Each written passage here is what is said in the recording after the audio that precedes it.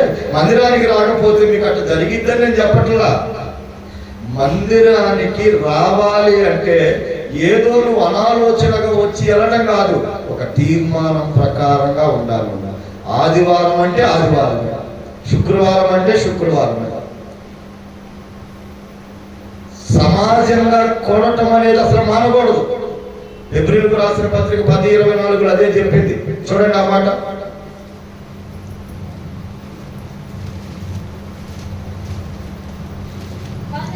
కొందరు మానుకొనుచున్నట్టుగా సమాజముగా కూడుట మానక ఒకరినొకడు హెచ్చరించుచు, దేవునికి స్తోత్రం, ఆ దినము సమీపించుట మీరు చూచిన కొలది మరి ఎక్కువగా అలాగు చేయుచు ప్రేమ చూపుటకును సత్కార్యములు చూపుటకును ఒకరినొకడు పురికొల్పవలెనని ఆలోచించుట. దేవునికి స్తోత్రం. హల్లెలూయా, హల్లెలూయా.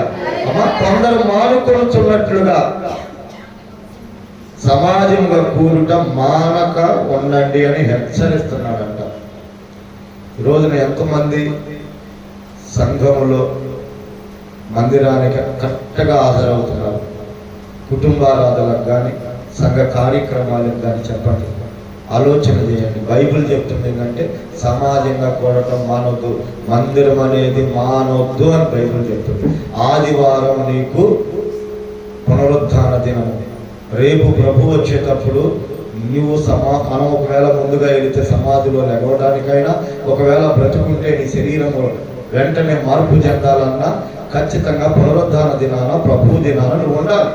అసలు నువ్వు నేను ఉండేదిన్నమ్మా, దేవుడే పనులన్నీ పక్కన పెట్టేసి పనులన్నీ చేసేసి ప్రశాంతంగా విశ్రాంతి దినాన్ని విశ్రాంతి తీసుకున్నాడు. చూడండి అన్నమాట. ఆదికాండం 2వ అధ్యాయం 2వ వచనం. దేవుడు తాను చేసిన తన పని 7వ దినములోగా సంపూర్తి చేసి తాను చేసిన తన పని అంతటి నుండి 7వ దినమున విశ్రమించాను. దేవునికి స్తోత్రం. హల్లెలూయా. ఇప్పుడు దేవుడే పునరుద్ధాన దినాన్ని, విశ్రాంతి దినాన్ని ఆచరించినప్పుడు నువ్వు నేను ఆచరించకపోవడం తప్ప కాదా?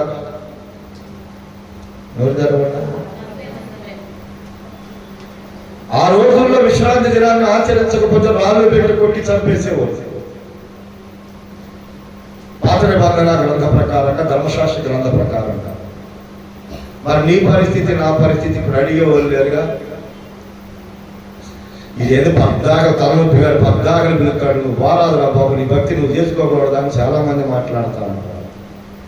మనందరికీ తెలిసిన మాట ఒకటి చెబుతారు. ఏమంటే మన సంఘంలో జరిగిందే, మనతో ఎక్కడ జరిగిందే.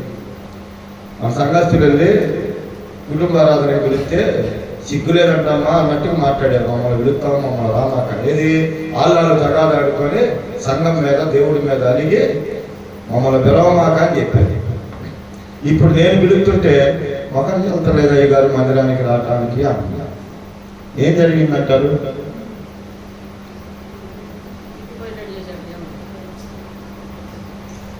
సాతానగాడే చక్కగా నా బిడ్డ నా మాటే మాట్లాడిందిలే అని వాడి దాంట్లోకి తీసుకెళ్ళిపోయాడు. ఇల్లు వాకిలి మొత్తం ఊరు వాడ అన్ని వదిలేసుకొని వెళ్ళిపోయాడు. మళ్ళీ తిరిగి వచ్చాడు. ఇప్పుడు ముఖం జరగట్లేదు. జాగ్రత్త. దేవుని మందిరములో అనాలోచనగా మాట్లాడిన, దేవునికి వ్యతిరేకమైనటువంటి మాట మాట్లాడిన చాలా నష్టపోతాం దేవుని పిల్లల. అలాగే ఒక దైవజనుడంట ప్రార్థనకి మాత్రం ఆదివారం పూట మానొద్దని చెబుతున్నాడంట. ఒక వ్యక్తి లేచి నాకు ఆదివారం కుదరదు, నేను రాను, ఏమైంది ఇప్పుడు చెప్పు, మందిరానికి రాకపోతే ఏమైంది చెప్పు నాకు అన్నాడు. ఈతో నాకు వాదన ఎందుకు అనుకుని దైవజనుడు ఉంటాడంట, నువ్వు ఆదివారం ప్రార్థనకి రావద్దు, ఏమో రావద్దు, కానీ సాయంత్రం కలిసి భోజనం చేద్దాం మా ఇంటికి రాయ్యా అన్నాడు. భోజనానికైతే వస్తానే అని చెప్పి అన్నాడు. వెళ్ళాడంట భోజనానికి సాయంత్రం కూడా దైవజనుడి ఇంటికి. ఆయన చక్కగా 6 బై డైనింగ్ టేబుల్ లాగా కుర్చీ అని బల్ల వేసి భోజనాలన్నీ ఆడబెట్టి పక్కన ఒక మంట వేసి భోజనం చేస్తున్నారంట. భోజనం చేస్తా మధ్యలో లేచి వెళ్ళి ఆ మంటలో నుంచి ఒక కట్టి పొల్ల తీసి పక్కన పెట్టాడు. వీళ్ళు అన్నదిన లోపు అది ఆరిపోయింది. దీన్ని వెలిగి అయ్యా అన్నాడు. ఒక పొలం అట్ట వెలిగిద్ది అన్నాడంట. ఆయనకి అప్పటికే అర్థమైపోయిందంటే మంటలో ఉంటేనే మనం మండుతాము, మనము పక్కకి వెళ్ళిపోతే మనం మండము. అంటే పరిశుద్ధాత్మ దేవుడు సంఘములో అందరితో పాటు ఉంటే మనం కూడా ఒక మంట మండుతాము, విడిగా మనం మండలేము. నా ప్రార్థన నేను చేసుకుంటున్నానులే, నా ఇంట్లో నేను చేసుకోవట్లేదా, మీరు అందరూ వెళ్ళినా కానీ నేను ఇంట్లో ఏం ఊరకుండా నమ్ము, నేను ఇంట్లో ప్రార్థన చేసుకుంటానే ఉంటారు మహాతల్లులు ఒక్కొక్కరు. అమ్మ ఒక్కళ్ళే ఉంటే ఎవరు మండలం. దేవుడు చెప్పిన మాటని పరిశుద్ధాత్ముడు నీ మీదకి రావాలి అంటే సంఘములోనికి సహవాసంలోనికి నువ్వు రావాలి, అప్పుడు నువ్వు మండుతావు. ఆ మంట నీలో లేకపోతే మనం సాతాను గాడి కబంధ హస్తాలకి చిక్కిపోతాం. జాగ్రత్త. జీవం కలిగిన దేవుని ఆలయానికి నువ్వు ఎందుకు రావాలి అంటే నువ్వు ఒక మంట మండాలిగా రావాలి. ఆ మంట నీలో లేకపోతే సాతాను గారు నీలో తిష్టేసుకొని కూర్చుంటాడు, నీ కుటుంబంలో తిష్టేసుకొని కూర్చుంటాడు. ఏ రోగం నాకు లేదులే, నేను బాగానే ఉన్నానులే అన్న మాటలో చాలా మంది మాట్లాడతారు. నేను హాయిగా ఉన్న, నా వ్యాపారం నా ఉద్యోగాలన్నీ బాగుండే, నాకే అన్ని జరుగుబాటుగా ఉండే అనుకుంటున్నాను. లేదు దేవుని బిడ్డలారా, నీకు జరుగుబాటునిచ్చిన దేవుడు వాటిని ఆపేయడం వాటికి పెద్ద కష్టం కాదు.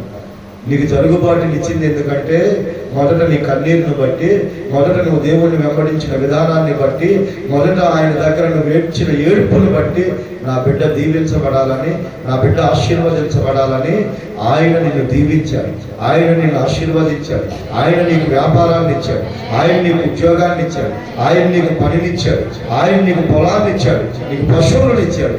ఇచ్చింది ఎందుకంటే ఆయనను గణపరుస్తామని, ఆయనను ఆరాధిస్తామని, నీ కష్టము జీవం కలిగిన దేవుని సన్నిధిలో చేస్తావని. హల్లెలూయా, దేవునికి స్తోత్రం.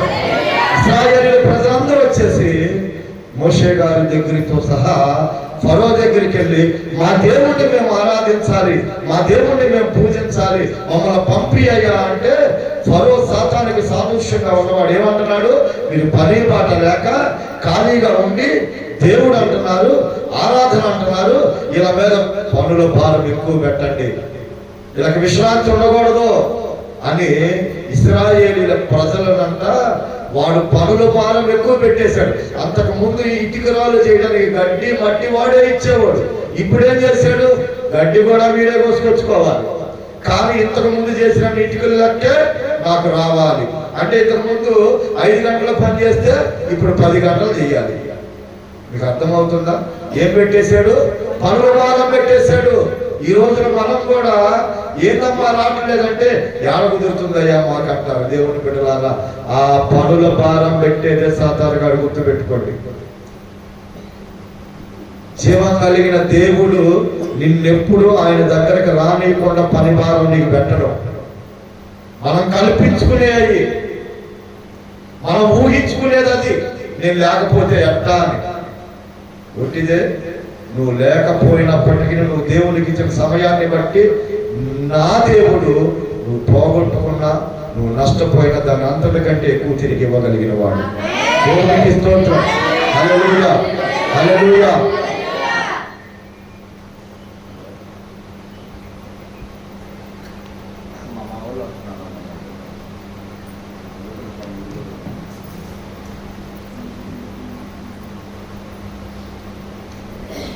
హల్లెలూయా, దేవునికి స్తోత్రం. ఇంకో విషయాన్ని నేను మీకు గుర్తు చేస్తాను. నిర్గమాకాండం 8వ అధ్యాయం 25వ వచనాన్ని చూద్దాం. సాతానుగాడు మనల్ని మందిరానికి రానియకుండా వాడు వేసే ఇంకొక వ్యక్తి. నిర్గమాకాండం 8వ అధ్యాయం 25వ వచనం. అప్పుడు ఫరో మోషే అహరోనులను పిలిపించి, మీరు వెళ్ళి ఈ దేశములో మీ దేవునికి బలి అర్పించిన వారితో చెప్పగా, మోషే అట్లు చేయతగదు, మా దేవుడైన యెహోవాకు మేము అర్పించవలసిన బలి ఐగుప్తీయులకు హేయము. ఇదిగో మేము ఐగుప్తీయులు హేయమైన బలిని వారు కన్నులను అర్పించిన ఎడల వారు మమ్మ రాళ్లతో కొట్టి చంపుదురు కదా. దేవునికి స్తోత్రం. వాడు చేసే పని ఏంటనుకున్నా, ఫరో ఈ దేశంలోనే ఉండి నాతోనే ఉండి మీరు బలులు మీరు అర్పించుకోండి అంటే, నువ్వు చక్కగా లోకంలో ఉండు, పాపం చేస్తానే ఉండు, కానీ ప్రార్థనకి మీకు అర్థమవుతుందన్నమాట. ఫరో సాతానికి సాదృశ్యం. ఫరో ఉన్న చోట వీళ్ళేమన్నారు, ఇశ్రాయేలీయులు 3 రోజుల ప్రయాణం అంత దూరం వెళ్ళి ఆ దేవునికి మేము బలర్పించాలి, ఆరాధించాలని చెప్తున్నాడు. ఈ ఫరో ఏం చెబుతున్నాడు, మీరు దూరం వెళ్ళొద్దు, మీరు ఎక్కడే ఉండండి, ఈ దేశంలో ఉండే మీరు ఆరాధన జరిగించండి, మీరు బలులు అర్పించుకోండి అని చెబుతున్నాడు. అంటే ఇప్పుడు చాలా మంది జీవితాల్లో దేవుని బిడ్డలారా 2 రకాల భక్తి ఉండింది. ఒకటి, మందిరంలో ఉన్నంతసేపు పరమ భక్తుల్లాగా పరిశుద్ధుల్లాగా కనపడతారు, బయటికి వెళ్ళిన తర్వాత అది ఉండదు. జాగ్రత్త, మీరు అర్థం చేసుకోండి. మా ఇంట్లోనే మా తల్లి ఒక తల్లి ఉంది, తెల్ల చీర కట్టుకొని పాట పాడితే ఆకాశం నుంచి దేవుడే దిగుచ్చి ఎదురు కూర్చున్నట్టే ఉండేది మొక్క. సందర్భం వచ్చిందంటే పట్టడాని మాటలు ఎవడ ముందైనా మాట్లాడేసింది. 100 సార్లు చెప్పారు. జీవం కలిగిన దేవుని బైబిల్ పట్టుకొని తెల్ల చీర కట్టుకొని మందిరములో ఆరాధిస్తున్నావమ్మా, 10 మంది మన వైపు చూస్తారు, నడి రోడ్డు మీద కాని మాటలు మాట్లాడుతూ ఉంటావంటే వాళ్ళు అంటుంటే నేను ఊరుకునేదంటా అనేది. ఏది పాపం మన మధ్యలో ఉందా? జాగ్రత్త. ఎక్కడేమో పరిశుద్ధులుగా కనపడతాం, బయటికి వెళితే లోకానుసారంగా కనపడతాం. జాగ్రత్త. వాడేమంటున్నాడు, వాడు చేసేవాడు ఎత్తుగాడు అదే. ఏమంటున్నాడు, నువ్వు దూరం వెళ్ళొద్దు, ఈ దేశంలో ఉండి నా దగ్గరే ఉండి మీ దేవుడిని మీరు పూజించుకోండి అని చెప్తున్నాడు. అంటే లోకంలో ఉన్నటువంటి దేవుని మానవద్దు, నీ ప్రార్థన నువ్వు చేసుకో, నేను అడ్డు రాదు. అంటే లోకము దేవుడు 2 మన జీవితాల్లో ఉండాలని చూస్తాడు. ఈ రోజున నువ్వు ఎంత ప్రార్థన చేసినా దేవుడు ఆలకించట్లేదు అనడానికి గల కారణం ఏంటయ్యా అంటే, బైబిల్ చెప్తున్న మాట ఏంటంటే, యెషయా గ్రంథం 59వ అధ్యాయం 1వ వచనంలో మీరు చదవద్దు, నేను చదివేస్తాను. రక్షింపనేరకై ఉండునట్లు యెహోవా హస్తము కురుచ కాలేదు, విననేరకై ఉండునట్లు ఆయన చెవులు మందం కాలేదు, మీ దోషములు మీకును మీ దేవునికి అడ్డంగా వచ్చింది అని అంటుంది. అంటే ఇప్పుడు మన ప్రార్థన ఆలకించబడకపోవడానికి కారణం ఏంటి? మన పాపం. సాతాను గారు ఏం చేస్తున్నాడు, ఆ పాపంలో నుంచి నిన్ను బయటికి రానియకుండా అక్కడే పాపంలోనే ఉండి ఈ ప్రార్థన నువ్వు చేసుకో అంటాడు.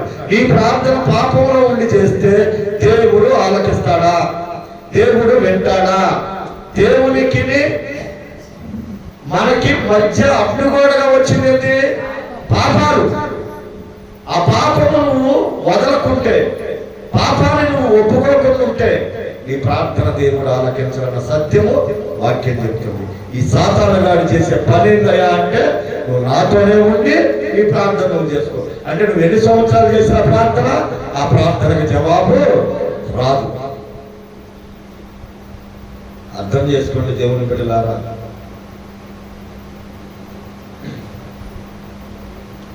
ఇద్దరు తండ్రి కొడుకుల సంభాషణ. కాలం మారుతుంది నాన్న, నువ్వు మాత్రం మారట్లేదు. అందరూ మంచి మంచి డిజైన్ ప్యాంట్లు చొక్కాలు వేసుకుంటున్నారు, నా కర్మ నువ్వు చెప్పిందే నేను వేసుకోవాల్సి వస్తుందని కొడుకు. అయ్యా అదే మంచిదయ్యా, మనం దేవుని బిడ్డలకు తగినట్లు ఉండాలయ్యా అని చెబుతున్నాడు. వీడికేం బుర్రకెక్కట్లేదు, వీడికేం బుర్రకెక్కట్లేదు. అప్పుడు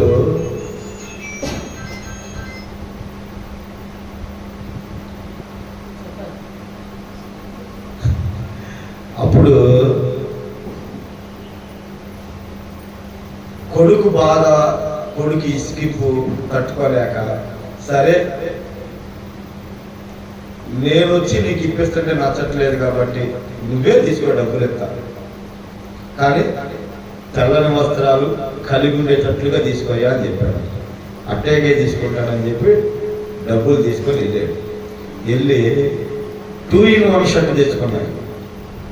అంటే ఏంటంటే పైకి ఒక రంగు, లోపల ఒక రంగు, 2 పక్కన వేసుకోవచ్చు, 2 రకాలుగా వేసుకోవచ్చు. ఆడు ఇంటికి వచ్చేటప్పుడేమో తండ్రికి నచ్చిన కలర్ వేసుకొస్తున్నాడు, బయటికి వెళ్ళినప్పుడేమో సొక్కా తిప్పేసి వాడు ఇష్టమైన రంగులతో వెళ్తున్నాడు. ఒక రోజున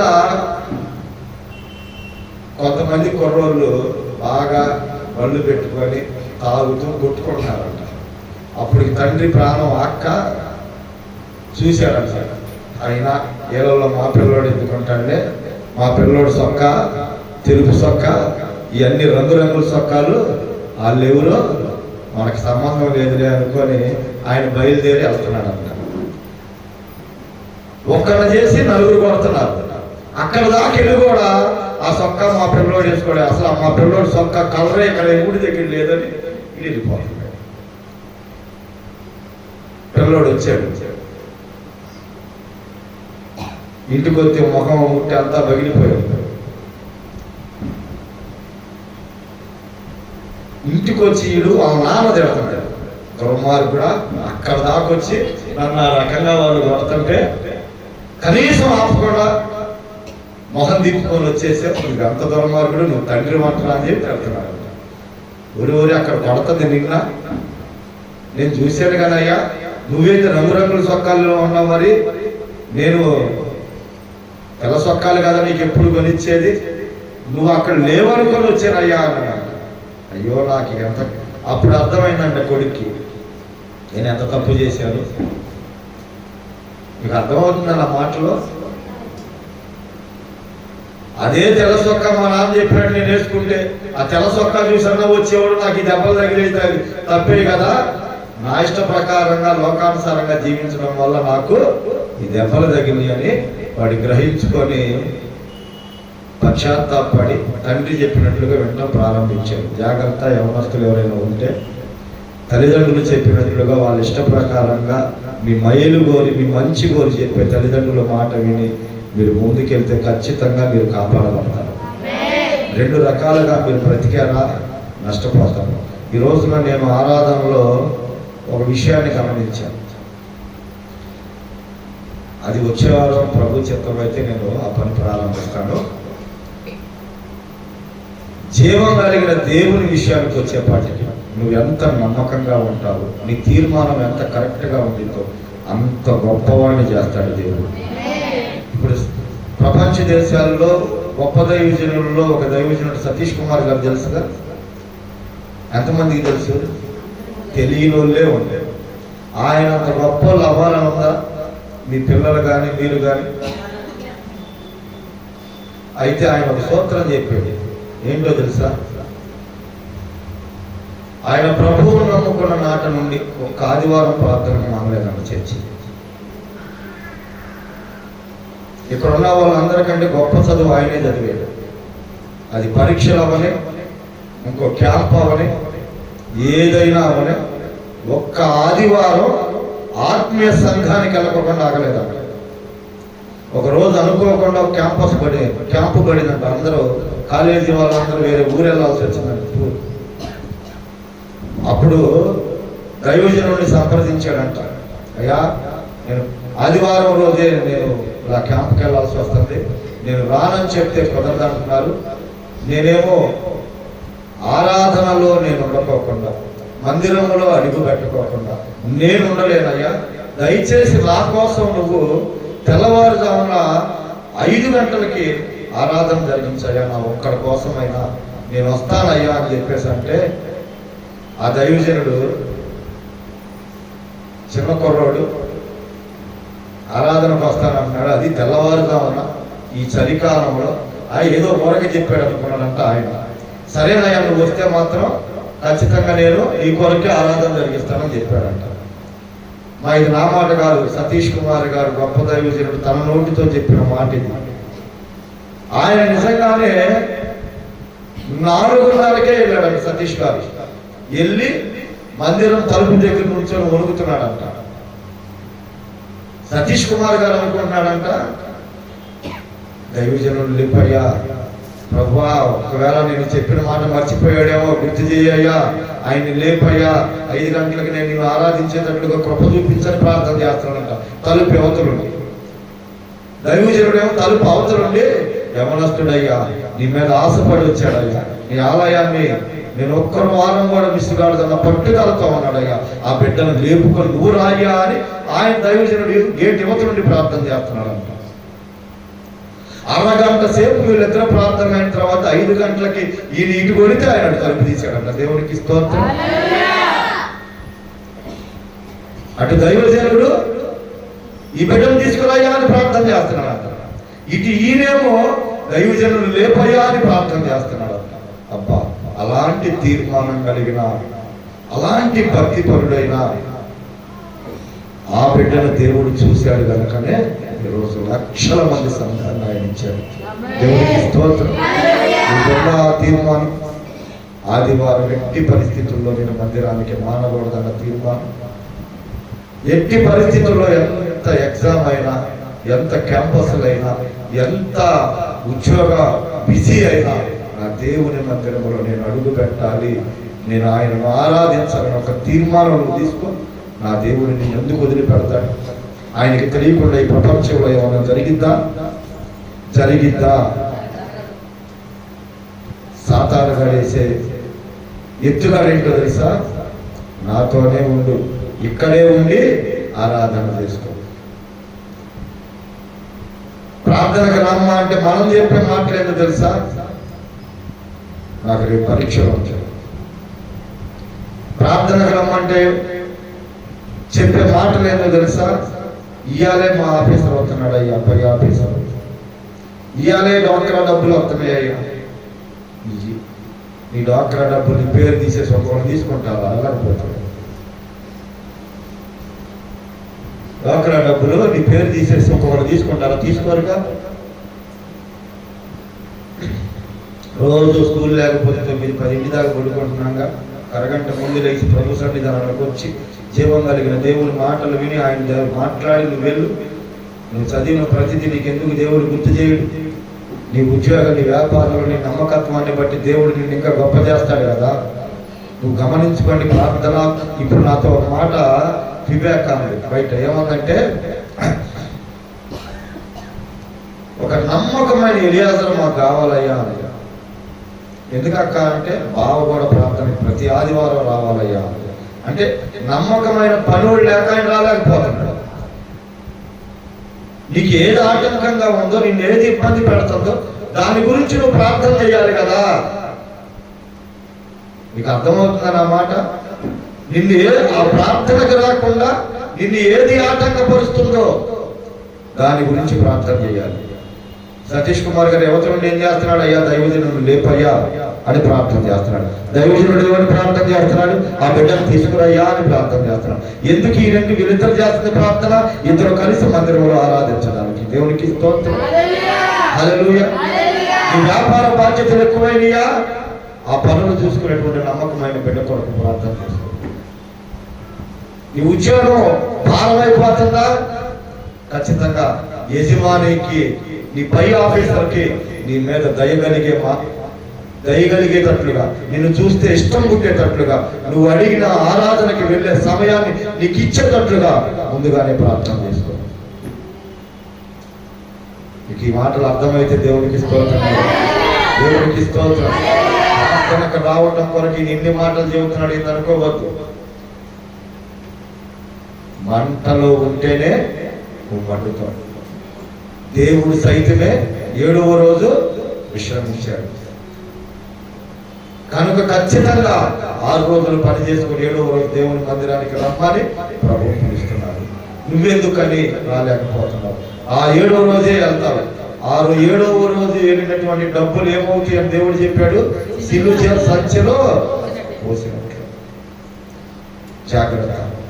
సాతానుగాడు వేసే మొట్టమొదటిది ఏంటి? నీ మీద మందిరానికి వెళ్ళకోకుండా పనులు భారం పెట్టేస్తాడు. ఆ రోజే ఆదివారం పూటే. విడు రోజుల్లో కూర తెమ్మన్నా ప్రాణానికి ఆదివారం 4 కూరలు తెచ్చుకుంటారు. అవి వండినాక నీకు తీరుకోడు. అవి వండకపోతే వాళ్ళు ఊరుకోడు. మందిరానికి రాకపోతేనే దేవుడు ఊరుకోడు. మధ్యలో నలిగిపోయే దేవుడు విశ్వాసులు. కాబట్టి ఇంకంట ముందు నీకు అవకాశం ఉంది, దారి లేకపోతే మాత్రం లేదు. శోధనలో కూడా తప్పించుకోవడానికి ఒక మార్గం అన్నట్టు వాళ్ళు ఇలా ఆదివారం కావాలనే సాతాడిగా పరిమాణం పెట్టేస్తాడు, వీళ్ళేమో 4 కూరలు తెస్తారు, ఎందుకు వచ్చిన బాధలని ముందే లేదు, ముందే ప్రిపేర్ అవ్వు, ముందే చేసేసి మందిరానికి రావడానికి ప్రయత్నం. ఇక నాకు కుదరలేదయ్యా, దొంగ ప్రార్థనలు ఏం చేస్తాను తెలుసా, అయ్యా నేనేం మోకరించలేకపోతున్నా, ఒకప్పుడు బాగానే మోకరించాను, నా ఆరోగ్య సంగతి నీకు తెలుసు కదయ్యా అని అమాయకమైన ప్రార్థన చేస్తారు. అసలు అట్లా అమాయకమైన ప్రార్థన చేయదు. నాకు ఒక్కటే అలవాటు అయ్యా, నీకు తెలుసు కదా ఈ సీరియాలిటీ ఇచ్చారు, దీని ఒక్కదాన్ని క్షమించాయ్యా. మాయ మాటలు దేవుని దగ్గర అట్లాంటి ప్రార్థన చేయమాకండి, అంతా మాయే. అమ్మా ప్రభువుకి మనకి అడ్డుగా ఉన్నది ఏంటది, రక్షింప నేరకైనట్లు యెహోవా హస్తము కురుచకాలే, విన నేరకైనట్లు ఆయన చెవులు మందంగా లేదు. మీ దోషములు మీకును మీ దేవునికి అడ్డంగా వచ్చాయి. నీ ప్రార్థన వినడానికి ఆయన చెవులు మందంగా లేవు, చక్కగానే ఉంది, నువ్వు మనస్సులో అనుకోలాగానే ఆయనకి వినపడింది. అలాంటి వాడు మన దేవుడు. కాబట్టి మనమేమో టీవీలు చూడాలి, మనమేమో బూతులు తిట్టాలి, మనమేమో ఏదైనా ఓనక దొరికితే సంఖలో పెట్టుకొచ్చుకోవాలి, ఇంటికి వచ్చిన తర్వాత ఏమో ఏమి ఎరగనట్లుగా ఇంట్లో ప్రవర్తిస్తాం, మందిరంలోకి వస్తే అప్పు అంతకంటే భక్తుల్లాగా ప్రవర్తిస్తాం. కానీ మనం ప్రార్థన చేస్తే మాత్రం జరగటం లేదని సేవకుడి మీద మందిరం మీద నిందలేసేస్తారు. నీ ప్రార్థన వెనకబడకపోవడానికి కారణము మన పాపాలే, వాటిని విడిచిపెట్టుకోవాలి. కానీ ఫరో ఏం చెబుతున్నాడు, మీరు ఈ దేశంలోనే ఉండి మీరు ఇక్కడే మీ దేవుడికి బలించుకోండి అంటే పాపంలోనే ఉండి ప్రార్థనకు పో అని చెప్తున్నాడు వాడు. ఈ రోజున జీవం కలిగిన దేవుని మహాకృపను బట్టి మీరందరూ దీవించబడుదురుగాక, ఆశీర్వదించబడుదురుగాక, గొప్ప చేయబడుదురుగాక, బలపరచబడుదురుగాక, మీ కుటుంబాలకు నెమ్మది కలుగునుగాక, సమాధానం కలుగునుగాక. నా దేవుడు చెప్పినట్లుగా మీరు గనక పాపాన్ని విడిచిపెట్టుకొని పశ్చాత్తాపడి వాటిని ఒప్పుకుంటే గనక నా దేవుడు ఖచ్చితంగా ఈ దీవెనలన్నీ మనకిస్తాడు. మోషే ఒప్పుకోట్ల, ఇశ్రాయేలు ప్రజలు ఒప్పుకోట్ల, ఈ దేశంలో మాత్రం మేము మరి అర్పించాం, పూజ చెయ్యం, మేము వెళ్ళిపోతాం ఈ దేశం నుంచి, అరణ్యంలోకి 3 రోజులు ప్రయాణం చేస్తాం, మీకు మాకు సంబంధం ఉండకూడదు, మేము బహుదూరం వెళ్ళి మా దేవుని మేము పూజిస్తామని చెప్తున్నారు. వాడు దేవుడు ముట్టికి పెట్టి మళ్ళీ వాళ్ళకి ఇచ్చాడు. అడిగాడు ఎవరికి, ఫరోకి, సాతాను గారికి. అరే పోయిరా బాబా అన్నాడు, పొమ్మన్నాడు. కానీ ఈసారి ఏం చేస్తున్నాడో చూడండి. ఇంకో మాట కూడా నేను మీకు చూపిస్తాను. నిర్గమాకాండము 10వ అధ్యాయం 24వ వచనం. ఫరో మోషేని పిలిపించి, మీరు వెళ్ళి యెహోవాను సేవించుడి, మీ మందలు మీ పశువులు మాత్రమే ఇక్కడ ఉండవలెను, మీ బిడ్డలు మీతో వెళ్ళవచ్చుననగా మోషే, మేము మా దేవుడైన యెహోవాకు బలి అర్పింపవలసిన బలుల నిమిత్తమును హోమార్పణల నిమిత్తమును నీవు మాకు పశువులను ఇయ్యవలెనెను. దేవునికి స్తోత్రం. హల్లెలూయా. జాగ్రత్తగా వినండి, సమయం లేదు కాబట్టి ముగించేస్తాడు. వాస్తవికంగా వాడు ఇంకో చోట ఇంకో మాట అంటాడు. ఏమంటాడంటే, మీరు మాత్రం వెళ్ళండి, మగోళ్ళు ఆడవాళ్ళు పిల్లలు ఏడే ఉంటారని చెబుతాడు. అంటే వాడి ఉద్దేశం ఏంటి, ఎప్పుడైనా చూసుకోండి, కుటుంబాల్లో ఎవరో ఒక్కళ్ళే వస్తారు మందిరానికి. అది ఎవరి ప్రయత్నం, ఎవరి పన్నాగం, సాతానుగాడి పన్నాగం. మన కుటుంబంలో మనం ఒక్కళ్ళమే వస్తున్నాము అంటే వాడిని కుటుంబాన్ని ఎక్కిరానికుండా తొక్కేయడానికి నిన్నొక్కదాన్నే తీసుకొస్తున్నాడు, నిన్నొక్కనే తీసుకొస్తున్నాడు. జీవం కలిగిన దేవుని సన్నిధికి రావాల్సిన విధానం ఏంటంటే కుటుంబంతో రావాలి.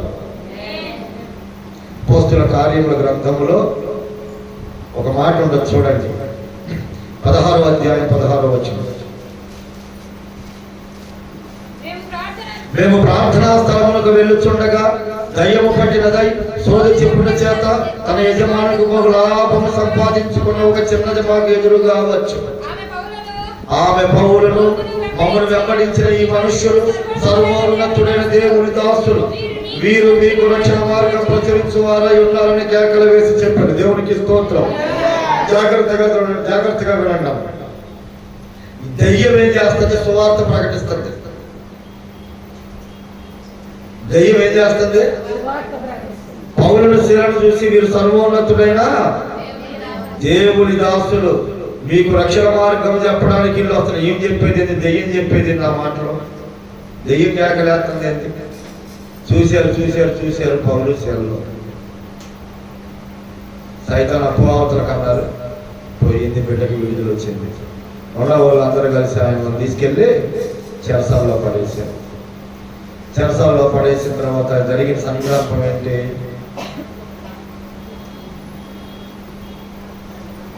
చెరసాల నాయకుడు మాత్రమే రక్షించబడ్డాడా? కుటుంబం అంతా?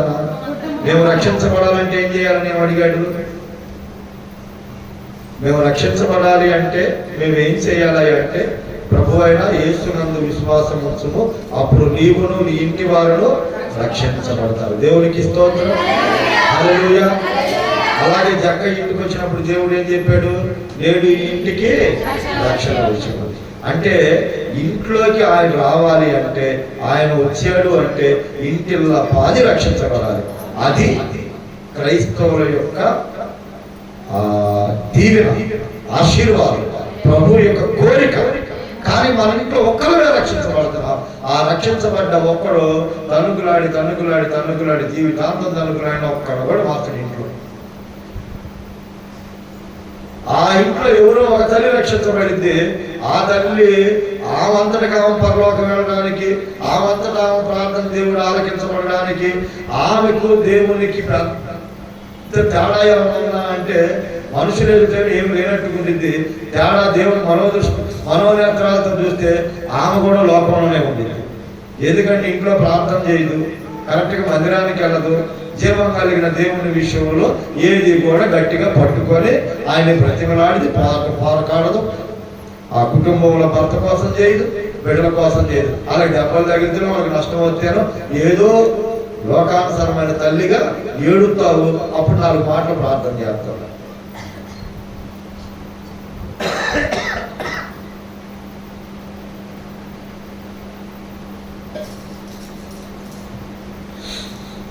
మీకు అర్థమైందా? ఇంట్లో వాళ్ళకి తగిలితే దెబ్బేదన్నా అప్పుడు ఏడుపు వచ్చింది నీకు. అప్పుడు అడుగుతావు, దేవుడా నా బిడ్డకి ఈ బాధ తప్పియ్యా, నా భర్తకి బాధ తప్పియ్యా అని. ఇప్పుడు నేను ఒక మాట చెబుతాను. ఇప్పుడు రోజు నన్ను చూస్తానే ఉంది పిబ్యాక్ పలకరి ఇట్లా వెళ్ళిపోతుంది. ఒక 4 రోజుల తర్వాత వచ్చి, మాస్టర్ గారు ఒక 10,000 రూపాయలు కావాలయ్యా ఇయ్యా అందనుకోండి. నేనేమంటాను? అమ్మ రోజు చూస్తాను, నీ కళ్ళు కనపడతాను, నేను కనీసం వందనాలు చెప్పలేవమ్మా అని అడుగుతానా లేదా? ఇప్పుడు అవసరం అయ్యే పాటికి వచ్చావమ్మా అంటానా లేదా? రేపు ఏసై కూడా అంతేనమ్మా. నువ్వు ఏసయ్యని అడిగి పొందుకోవాలంటే ప్రతిరోజు నువ్వు నీ తండ్రిని పలకరియాలమ్మా. ప్రార్థన ద్వారా ఆయనతో మాట్లాడాలమ్మా. అప్పుడు నువ్వు అడిగింది దేవుడు ఇస్తాడమ్మా. నీ అంతటికి లోకంలో నువ్వు ఎంత ప్రయాసపడ్డా ఉపయోగం ఉండదు. అంటే మీకు అర్థమయ్యేటట్టు చెప్పాలంటే, ఇప్పుడు ఆ ఫ్యాన్ ఉంది, ఆ ఫ్యాన్ తిరగట్లా. ఫ్యాన్ తిప్పాలని నువ్వు చేతితో తిప్పుతున్నావు. ఎంత వడ్డీకి తిరిగిద్ది? నీకు గాలి వచ్చిందా? నీ చెమట ఆరిందా? ఆ కష్టం పదాక నువ్వు పడాల్సిందే. ఆ కష్టానికి తగ్గ ప్రతిఫలము రాదు. నీకు కావాల్సినంత గాలి రాదు. నువ్వు తిప్పుకుంటే నీ చెమట ఆరదు, నువ్వు విశ్రాంతిగా ఉండలేవు. అదే స్విచ్ చేస్తే నీకు విశ్రాంతి, నీకు కావాల్సినంత గాలి, నీ చెమటలు ఆరిపోతాయి. అంటే ఇప్పుడు మనం ఎంత ప్రయత్నం చేసి పనులు చేసినా మనకి గొర్రెకి బెత్తిడే తోక అన్నట్లుగా మన అవసరాలు తీరవు, మనకున్నటువంటి కష్టాలు పోవు. అది దేవుని మీద నువ్వు ఆనుకోగలిగితే, స్విచ్ చేయగలిగితే ఫ్యాన్ తిరిగినట్లుగా జీవం కలిగిన దేవుడు నీ జీవితంలో ఉంటే నిన్ను బట్టి ఆయన నీ పనులన్నిటినీ చక్కబెడతాడు, నీ కుటుంబాన్ని నిలబెడతాడు. దేవునికి స్తోత్రం. హల్లెలూయా, హల్లెలూయా. కుటుంబంతో రావాలమ్మా. డైలీ ప్రార్థన కనుక నువ్వు చేస్తే ఖచ్చితంగా నా దేవుడు నీ ప్రార్థన ఆలకించి నీ కుటుంబాన్ని కదిలిస్తాడు.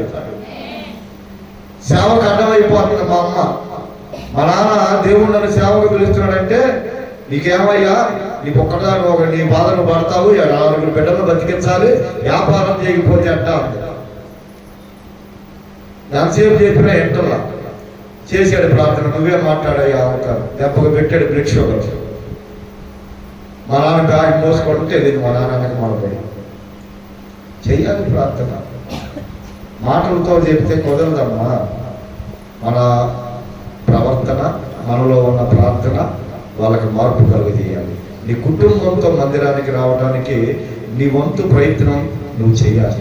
దేవుడు నిన్ను ప్రేమించి నీకు ఇచ్చాడు మొదటగా భాగ్యం, బాప్తిసం తీసుకునే భాగ్యం నీకు ఇచ్చాడు, ప్రార్థన చేసే భాగ్యం నీకు ఇచ్చాడు, నిజ దేవుణ్ణి తెలుసుకునే భాగ్యం నీకు ఇచ్చాడు.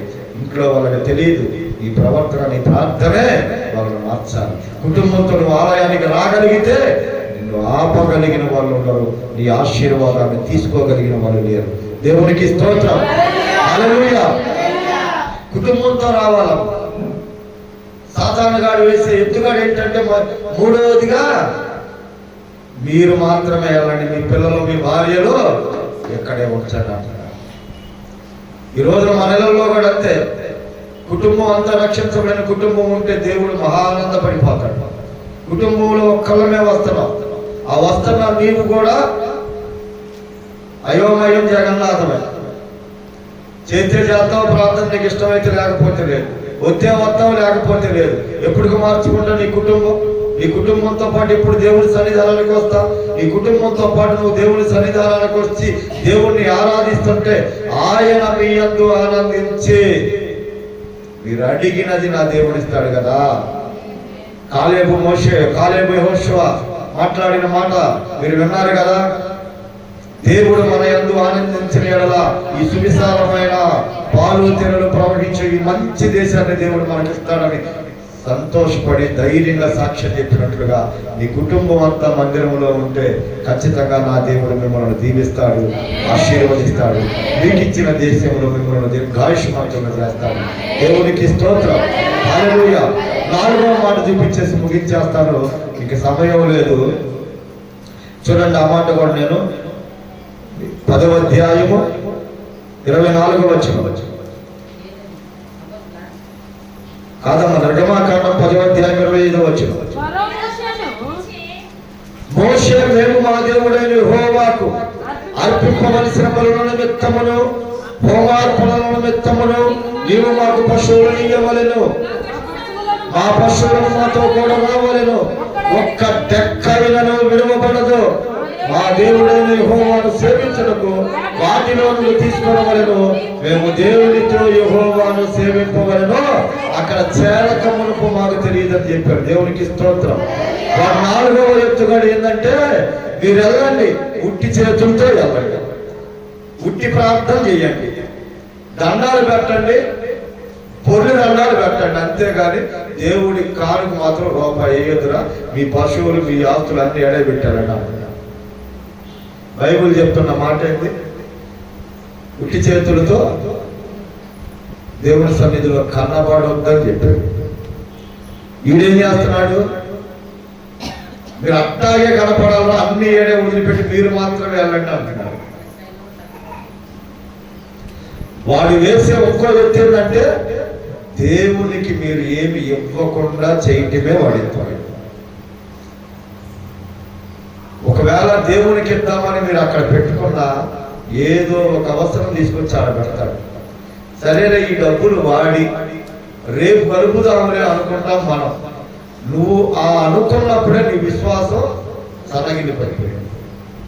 ఇవి నీవు కాదు, ఇది దేవుని అన్న ఆలోచన నీకు రానప్పుడు నువ్వు అవిశ్వాసివే, విశ్వాసివి కాదు. ఏ లెక్కనయ్యా అంటావా? మనం దుర్మార్గులమే, అప్పుడు దొంగలమే అవుతాం. దేవుడు అదే మాట అడుగుతున్నాడు, మీరు దొంగిలించారు నా దగ్గర. ఏం దొంగిలించామయ్యా నీ దగ్గర అంటే, 10వ భాగమును, ప్రథమ ఫలమును, ప్రతిష్టార్పణను, కానుకలకు ఇయ్యగా మీరు దొంగిలించారు అంటున్నారు. దీనికి ఒక మాట మేము గుర్తు చేస్తాం. ఇది చాలా సంవత్సరాల నుంచి చెప్తున్న మాట, మీరు అందరికీ తెలిసిన మాట. ఒక అతను అడుక్కునే అతను ఉన్నాడు. కింద కూర్చొని చొక్కా లేదు, ఎముకలన్నీ బయటికి కనపడుతున్నాయి. ఒక అతను మాత్రము ఒక 10 రూపాయలు చిల్లర లెక్కేసుకుంటే వెళ్తున్నాడు. ఈయనేమో అయ్యా అయ్యా అయ్యా అని చేయబోయాడు. సరే ఈయన 10 రూపాయలు లెక్కేసుకున్న తర్వాత వెనక్కి తిరిగి చూస్తే పాపం ఆయన చూస్తే చొక్కా లేదు, ఒంటి మీద కండ లేదు, అన్ని ఎముకలు. అడుక్కునేవాడు పాపం జాలి పడ్డాడు. 10 రూపాయలు 9 రూపాయలు ఆయనకి ఇచ్చేసాడు. వాడు ఆ 9 రూపాయలు తీసుకొని లెక్కలేసుకున్నాడు. ఏమని లెక్కలేసాడు?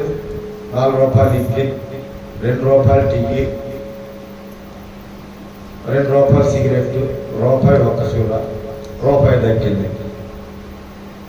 మీరు లెక్కేసుకుంది రూపాయి అట్ట అని ఆలోచించి 9 రూపాయలు ఇచ్చాడు. 10 రూపాయల దగ్గర రూపాయి దగ్గర వాడి చేతిలో ఉన్న కర్రతో కొట్టి 6 రూపాయలు లాక్కొని వీడు వెళ్ళిపోయాడు. ఇప్పుడు మనకేమనిపిస్తుంది దాన్ని చూస్తే? జాలిపడి 9 రూపాయలు ఇస్తే ఆ 1 రూపాయి కోసం తలబగలు కొట్టి కూడా తీసుకున్నారు. ఇప్పుడు మనం ఆలోచన చేస్తే మీ అందరికీ తెలిసిందే, ఈ మాట నేను పెద్ద చెప్పాల్సిన పనేం లేదు. ఇప్పుడు యేసుక్రీస్తు ప్రభు వారు అడుగుతున్నది ఏంటి? 9 రూపాయలు మీకు ఇస్తున్నాడు, 1 రూపాయి ఆయనకి ఇవ్వమంటున్నాడు. ఆ 1 రూపాయి ఇవ్వకుండా యేసయ్యను మనం కొడుతున్నట్ట కాదా?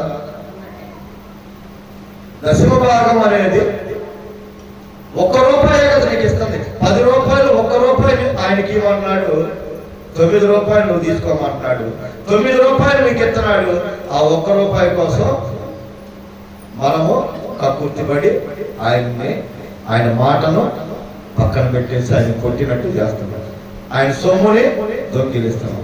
కాబట్టి మనల్ని ఆయన ఏమంటున్నాడు? మీరు దొంగలు అంటున్నాడు.